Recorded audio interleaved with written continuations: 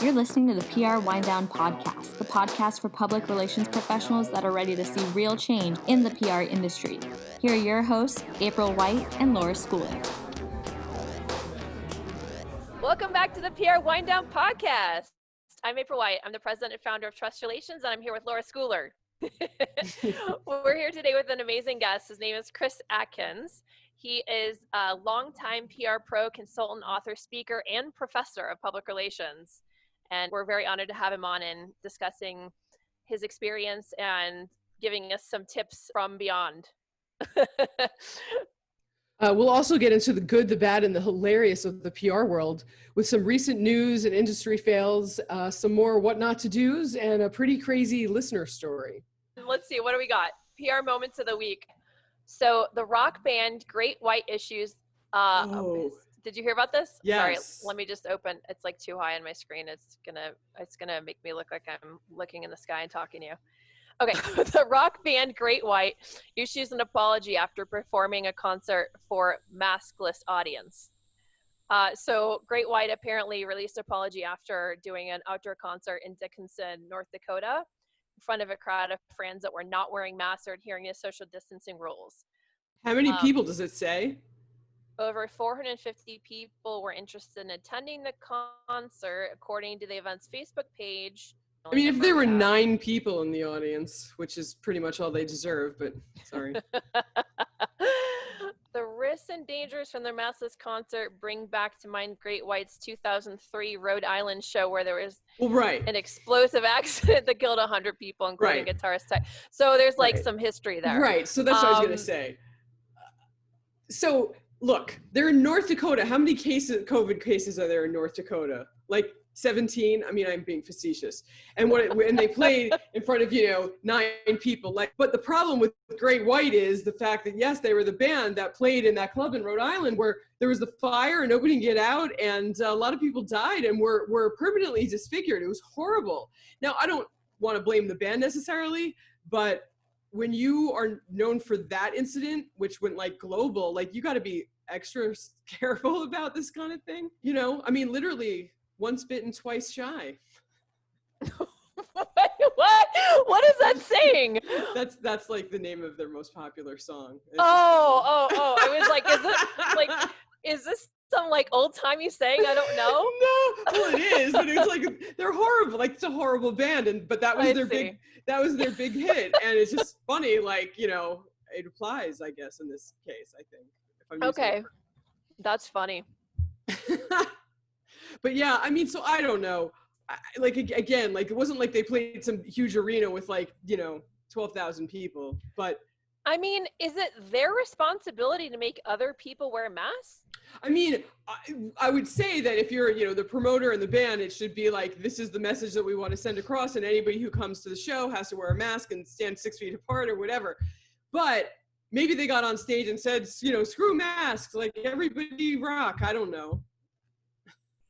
I don't think that's that's not what the story says, but yeah. Maybe. No, I don't know. I mean, I just feel like this is what happens with the media, and it might be part of what we're saying, why people don't trust and use the word trust loosely. Really, are we really digging the bottom of the barrel that a Great White show in North Dakota is the center of the COVID universe right now? I know this shouldn't remind me of this, but it does. So I was a huge Howard Dean fan back in the day. I was a Deaniac. Oh, they called us Deaniacs. Mm-hmm. And I was in Iowa, and I caucused for Howard Dean. Oh, wow. And I was in the front row of the I Have a Scream speech.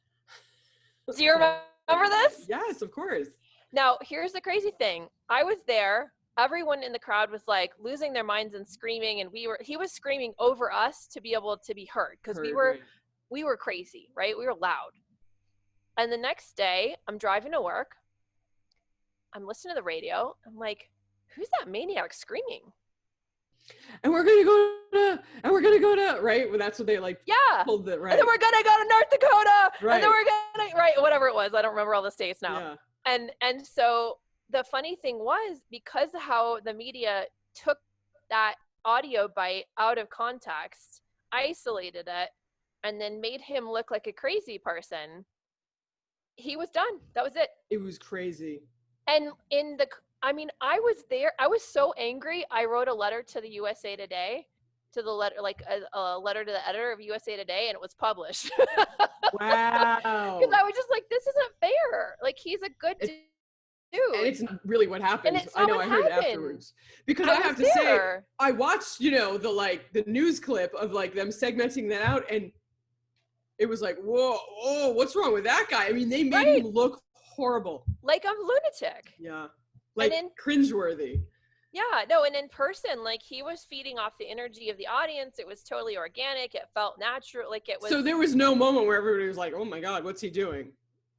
No. Oh, no, because, and part of it was that it was like, the context was that we were all really excited about Howard Dean. We'd all gone to the caucuses. Mm-hmm. And then once we got there, we were all lured away from our little corners. You know how you have to stand in the corner and like you caucus for a candidate? Oh, in Iowa. Yeah, I have heard about it. So you like go in a room and you all like divide up, and then if you're kind of like social shamed if you're not in a corner with enough people. So they kept taking people away from our corner till, like the reasonable candidate or whatever, right? And so by the end of it, we had started really, really strong, and our numbers had kind of dwindled, and then we ended up having a pretty poor showing, even though we went in with like guns blazing and thinking it was all going to be. Was that John Kerry? Who ended up being the nominee? Okay, that worked out well. Sorry, I literally. Yeah, I wasn't a big Kerry fan. Anyway, it was so I mean, there was a reason, right, that media is not to be trusted.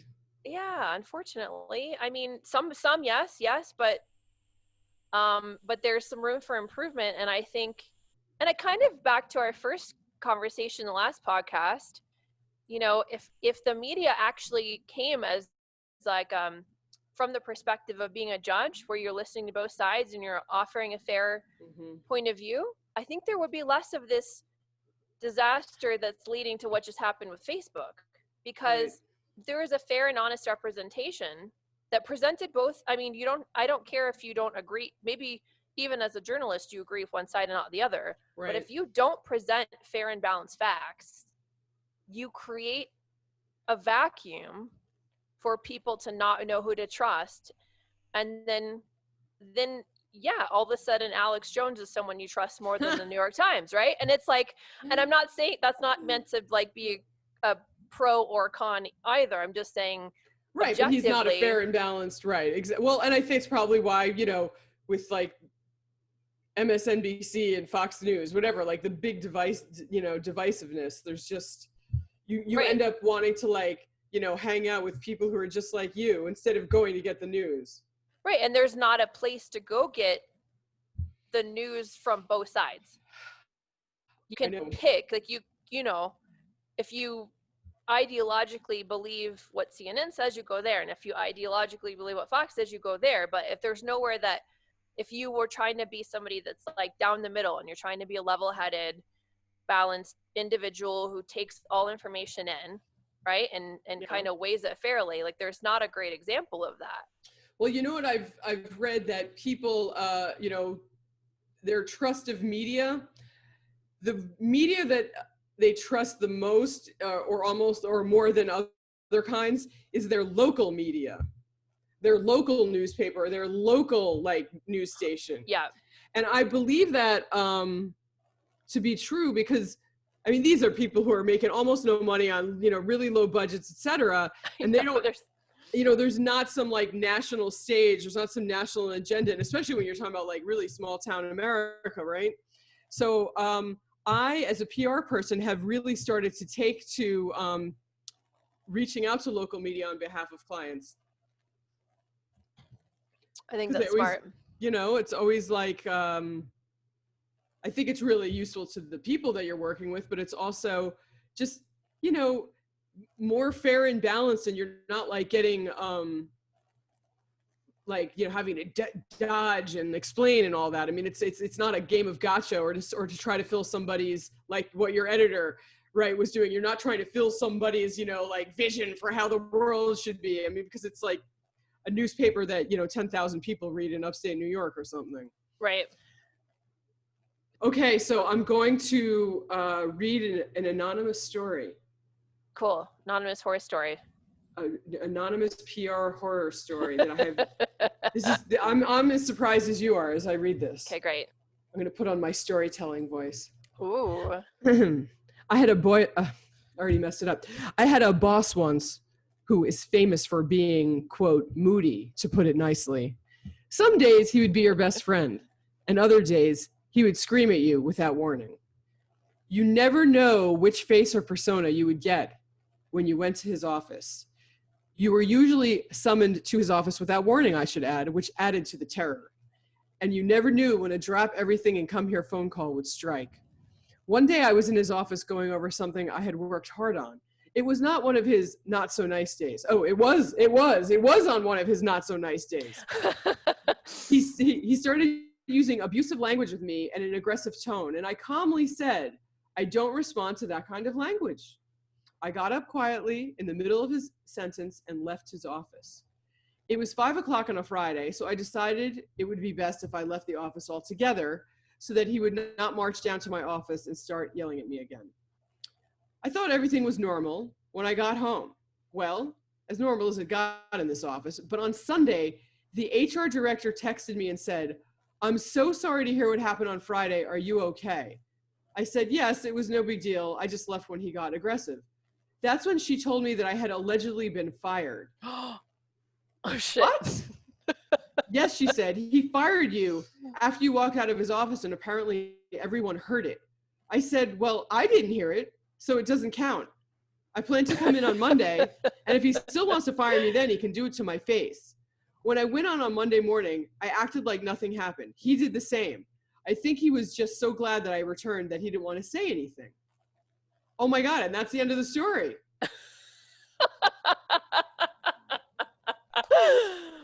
What do you make of that? Well, I don't know how old the person was, but I'm having a flashback to one of job I had that was sort of similar. Really? So this I didn't get that thing didn't happen, but I literally was putting myself, and I was in my 20s, into like the office with the guy that I worked for at the time that was reminding me of this story. And it's a horrible, because this wasn't the only time something like this happened.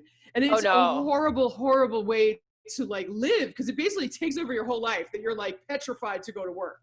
Right.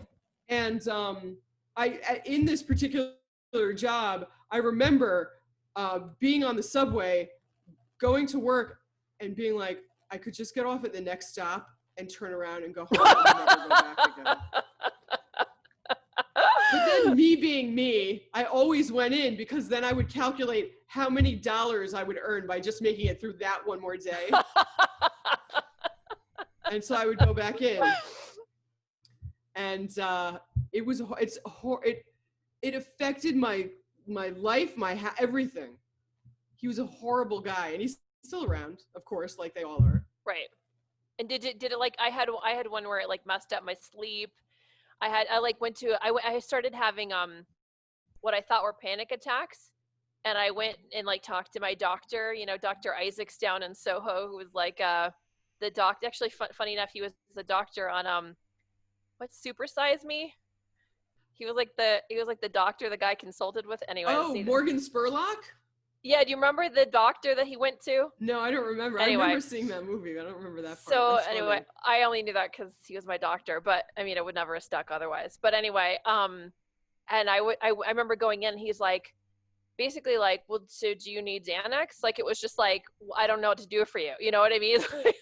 Right, like quit your job, I guess. Like quit your job, or I'll give you Xanax. Like, I don't know what else to say, But yeah, it was bad. It was like, my sleep got messed up, and I wrote down, I wonder if I still have it anywhere. I wrote down like a lot of the stories of what he was doing to me. Oh, really? Yeah. Can you tell any? Yeah, I mean, the funny thing is I was going to say, if I told some of these stories and he heard them, he'd probably know. But he so didn't understand, like, that he probably wouldn't even know that it was him, because he doesn't even remember, like, 2 days later what horrifying thing that he did. I mean, there were so many. Oh my God. Ugh. I'm like, I know. I'm like, I don't mean to put you on the spot, but No, I'm like, I'm trying to think of one that like I could tell without like being completely like obvious what it was. Right. They're all pretty specific to like the job. What I will say is that I ran into somebody else who worked for him at another job. Like we happened to work for the same company many years later. And she was like, oh my God, that was the most insane, horrible working experience of my entire life. Yeah. Hey, do you ever go on Glassdoor to see at the agencies you used to work at or the people you used to work with to see the kinds of reviews? Well, the agencies I worked for don't really exist anymore. Ah. Or they were so small and insignificant, nobody gave a crap. I worked at Edelman, but literally for 6.5 months. So like I wasn't, there long enough for it to make a difference. Wait, were you there shortly for such a short time because it was like a nightmare, or what happened? I was brought in by a guy who I worked with before. And so for some reason, like there was some weird, like, who's she? And I think it's because they like didn't like him or they didn't really get him. So I was like guilty by association already. I see. It was this bigger team. And like literally more than half of the team that I was supposed to be on, like wouldn't even acknowledge my existence. And then they like had me working under somebody who was 5 years younger than me. It was horrible. Oh wow. But the real reason, well, that was all of that, but also part of the thing was he brought me in and within 3 months he moved and like left the company and like just left me there. I got a better job at a different agency from there.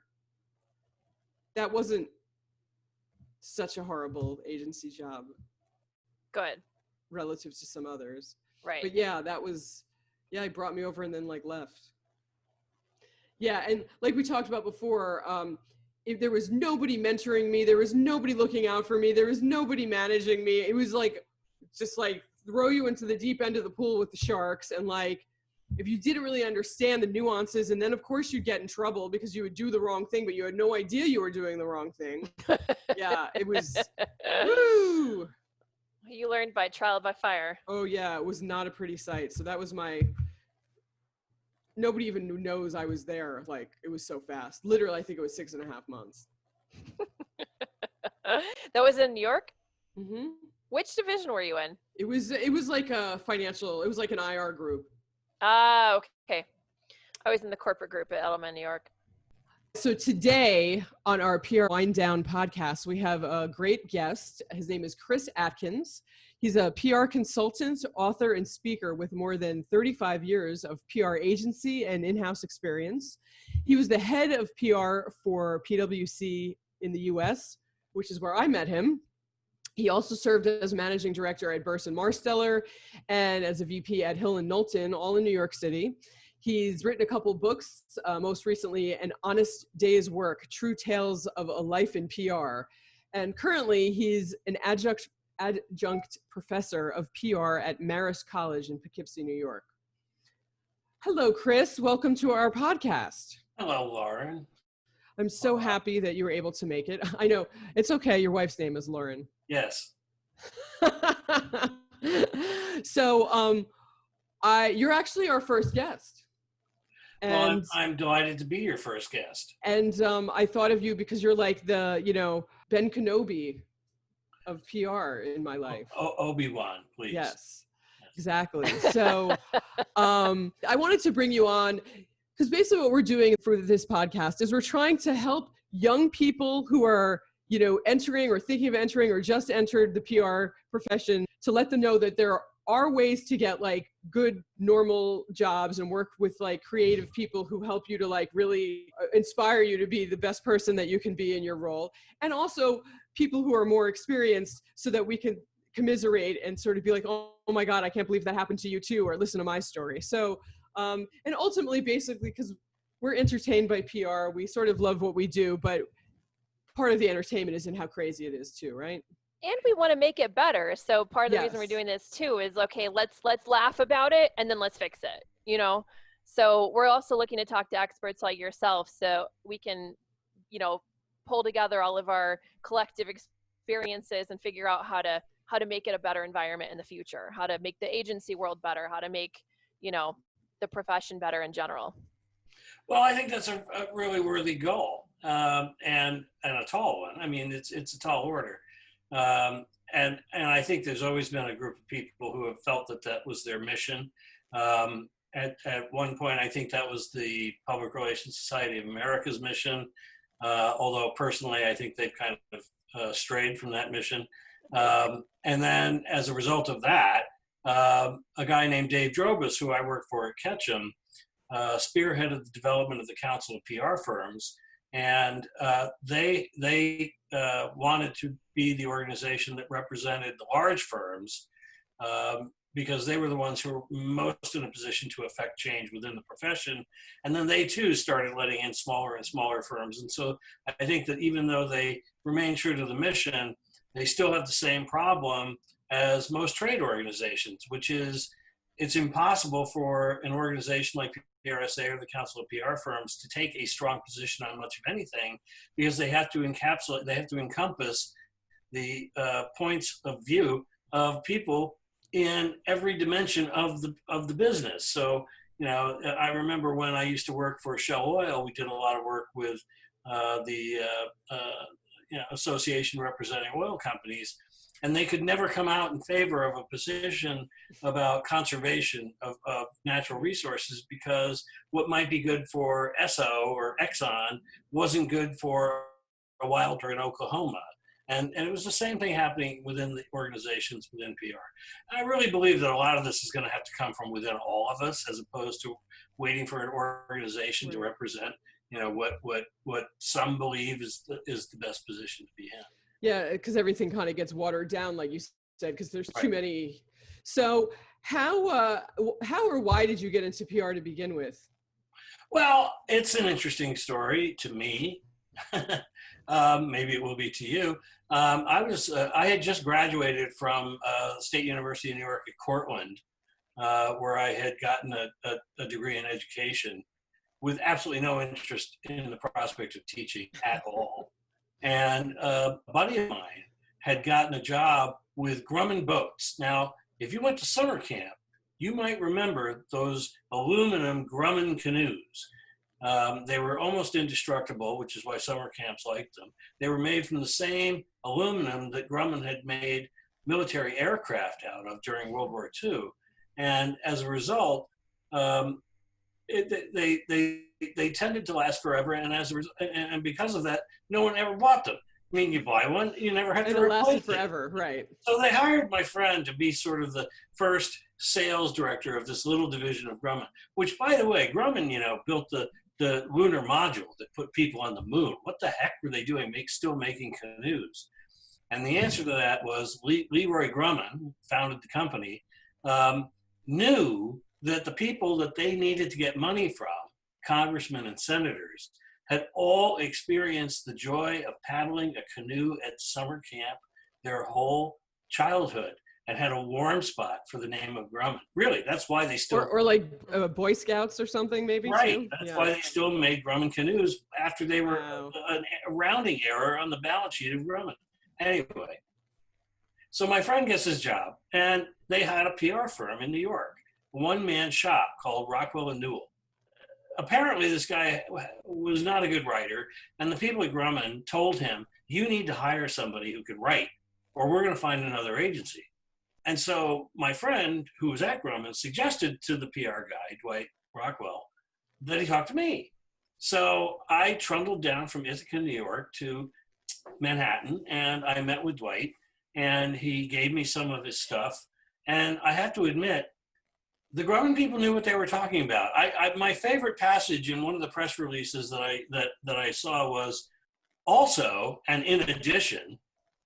I thought, wait a second, also and in addition. No, not in the same sentence, right? So I knew I could be useful, and I got hired under the table for $200 a week, or I thought it was under the table. It turned out it wasn't. And that's a whole other story. And then you had to pay taxes. IRS years later, but okay, fine. So in this story, what I'm telling you is I got into PR the way most people got into PR. No one ever set out to be a PR person. Okay. And now it's ironic that I find myself actually in a position where I'm teaching kids to be PR people. Right. I had to learn it the hard way. Now, the question is, did I learn it the right way, or am I teaching it the right way? Who will know? I mean, in 30 years, we'll find out. But you simply could not go to school for PR in 1980 or when I was in school in the mid-70s. And consequently, this whole concept of developing a curriculum for, how to do PR is, I don't know, it's not that old. it's a little bogus, but I mean, so last semester I taught 2 courses: the fundamentals of PR, and then the tools of PR writing. And what I discovered, and what you may have already discovered yourself, is that no one under the age of 20 can actually write. And why? Because they're just like or and for any number of reasons. First of all, they just simply don't have the linguistic skills because they just weren't brought up having to have them. Secondly, they refuse to do the most simple things, like they won't proofread anything. Okay, it's just dreadful, the copy that I get. Right. And so here I am teaching this course in PR tools. And I finally had to basically, in my rubric, as it's called, which is the scoring system that you give for kids going through the class, I said, I'm going to teach you 5 things. I'm going to teach you how to write a press release, okay? But when I say that, I mean, what are the components of a press release? Mm-hmm. Right? So there's a date line, a headline, all right, a lead paragraph, a supporting paragraph, a quote, and a call to action. Those are the things that are in a press release. And then we're going to talk about an executive bio, and we're going to go through the same, list of components, okay, and several other things, media alert, etc. And I said, if you give me a document that has all of those things, like if you give me a press release that has those 5 components to it, you can expect to get an 85.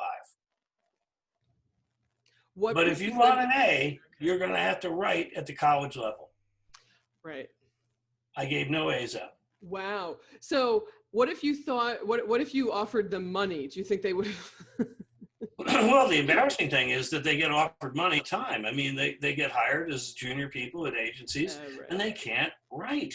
And I don't want, I'm not slamming the general. I mean, there are a lot of reasons for why this is true. Okay. Yes. Screens are part of it. Texting is part of it. But at the end of the day, if you don't have a passion for it, you're just not going to do it well. And it's funny because when I went to college, I went to George Washington at first for the first 2 years. When you walked into a room in a humanities class or an English class, whatever, you walked in with the assumption that of the 30 kids in the classroom, 3 of them could actually write. Right. You didn't expect the whole world to be able to write.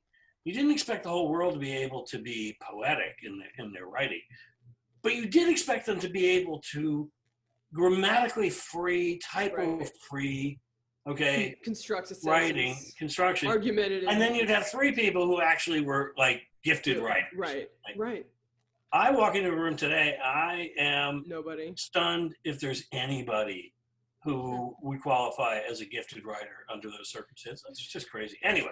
So you say that writing is the most important component of PR? Well, I think writing is a fundamental building block of a career in PR, but there's so much more that comes into it that we don't expect recent graduates to have. Right. And it would be unreasonable for them to do that. But I actually have a module in my class called Careers in PR. And I talk about the success factors of people in a career in PR, especially at the entry level. And so one of them, is, be a good writer. And, I can say that, doesn't really have much impact. I do tell them to read a daily newspaper. Online is fine. But to read it not just with an eye towards the news, but also to how the news is presented and how the stories are structured. Mm-hmm. Learn how to tell a story. Okay, that's a huge component. Yeah. Good PR more so now than ever. Yeah. And then a number of other pragmatic tips about succeeding in your first job. One is to never take no for an answer unless it's from your boss. But as you have learned, there are a multitude of people out there whose job it is to say no when you ask a question. And if you want to be a success in the PR business, you got to figure out a way around those people and get. Do you mean reporters? No, you'd be surprised. Like if you're working in a company, anything you want to do, there's somebody who says, no, Right. no, don't do that. Right. Okay. And if you work for an agency, you're one step removed from that, but you're going to get the same answer. Right. You got to figure out a way to solve that problem. Also, do every dirty job that comes along. When you start out at a PR agency, check your ego at the door and volunteer for every dirty job that comes along. I give an example of this. When I was at Burson Marsteller, I didn't personally work on this, but we had the Armstrong flooring account. Okay, now put that to the side for a second.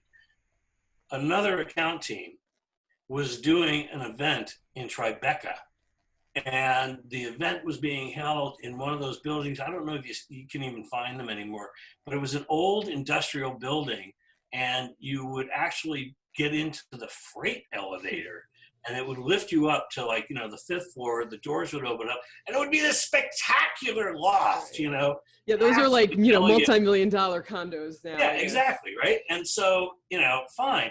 Well, so we had an intern, and he went down to work the event, and he noticed that the elevator, the freight elevator, they were bringing some pretty Tony people to this event, and the freight elevator looked, frankly, like and so he looked at the floor, the linoleum's all chipped and cracked. He had had some work on the Armstrong flooring account, and he knew that back at 230 Park Avenue South, there were cases of adhesive carpet squares.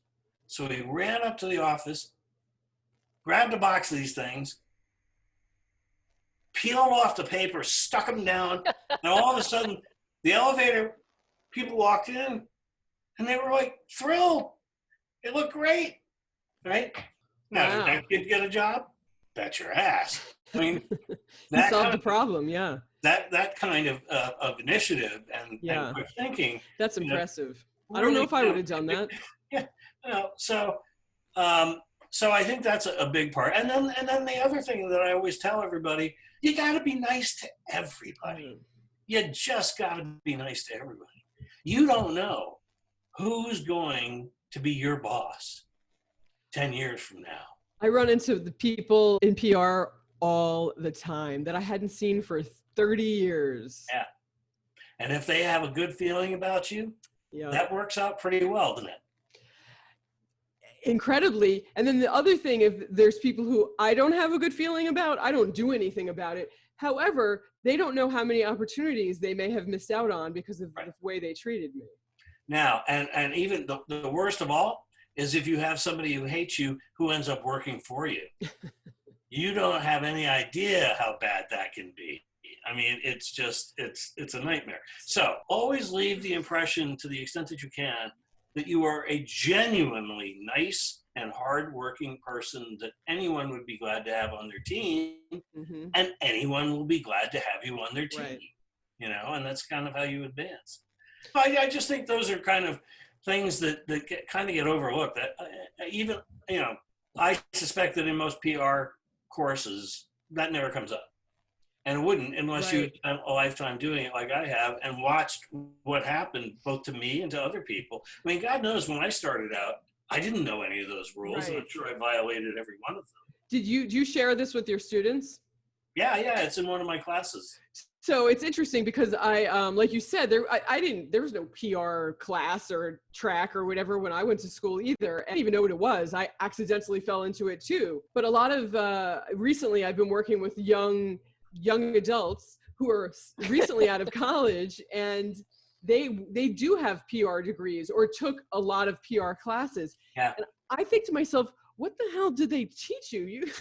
I don't feel like they learned anything. Well, it's not hard to figure out, because if you go and look at any of the textbooks that are typically used in a fundamentals course in PR, it's very mechanical, and a lot of it relies on case histories. One of the problems with PR is that there really isn't a doctrine for how you do it in the way that you learn as a doctor or a lawyer.